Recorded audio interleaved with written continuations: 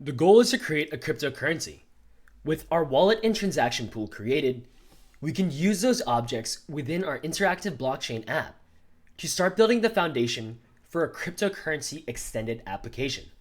Now, by giving each of our users their own wallet, the actual individuals of the application will have the ability to conduct transactions with each other, thus putting a cryptocurrency into action.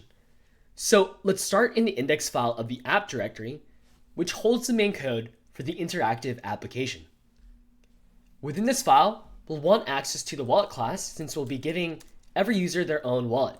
So let's make a new wallet and set that to requiring the default index.js file within the wallet directory, so the index is implicit when you import it automatically.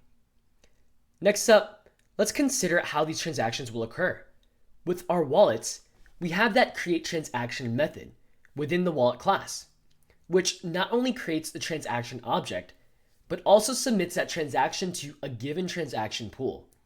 Therefore, in order to use the create transaction method, well, we'll need a transaction pool instance, which requires us to get access to the transaction pool class as well.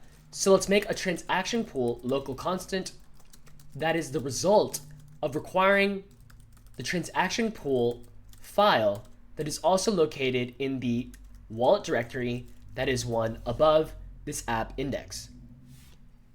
This means that every user's application will have a fresh instance of the transaction pool.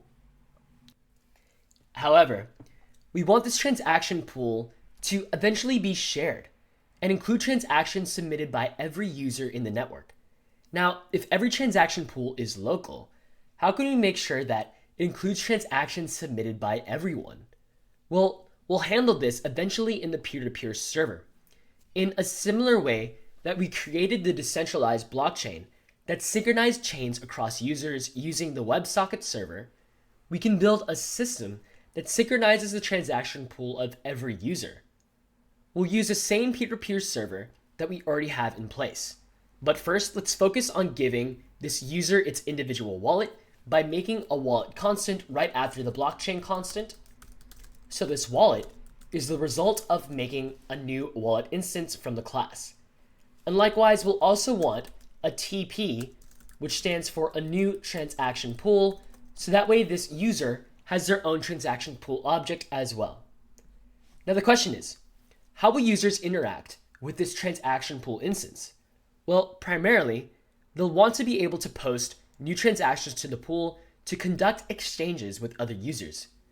But secondarily, users will also want to be able to see all of the transactions in the pool. So let's handle this second use case first, viewing all of the transactions.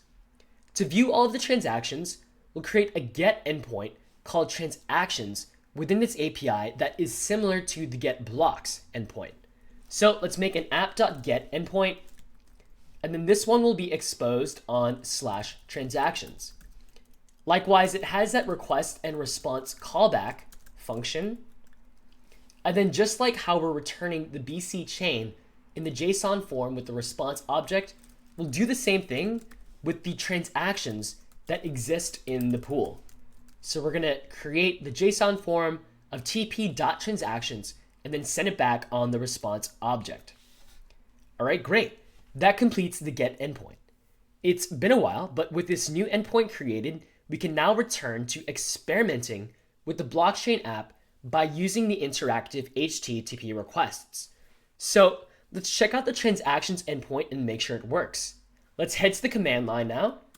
So in the command line application, let's execute the app script with npm run dev. All right, there it is running on port 3001. So go ahead and open up your Postman application instance now. And then we'll want to hit the transactions endpoint that we just created, which at this point is running on http://localhost:3001/transactions. And then as we hit this endpoint, the response is an empty array, which is perfect. That's exactly what we wanted. This is expected since, well, we haven't added any transactions to the local transaction pool object yet. However, it's not that interesting to get an empty array as a response to the transaction's endpoint. So let's add a way for users to create transactions. Essentially, we'll create a POST request, which allows the user to specify a recipient and amount to exchange their currency to that recipient. So let's focus on that POST request to create